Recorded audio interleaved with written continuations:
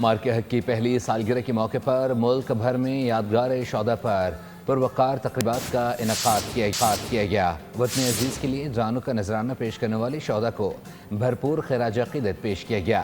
تقریبات میں اعلیٰ سول اور عسکری حکام، شہداء کے لواحقین، طلباء اور شہریوں کی بڑی تعداد نے شرکت کی۔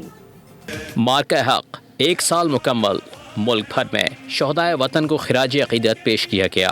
Head quarters Pakistan ranger Sindh Karachi میں ڈی جی رینجر سندھ نے یادگار شہداء پر پھولوں کی چادر چڑھائی اور فاتحہ خوانی کی۔ اس موقع پر chief of defence forces Syed Asim Munir کا خصوصی پیغام بھی سنایا گیا۔ لاہور میں بھی یادگار شہداء پر پروقار تقریب منعقد ہوئی۔ کور کمانڈر لاہور بطور مہمان خصوصی شریک ہوئے۔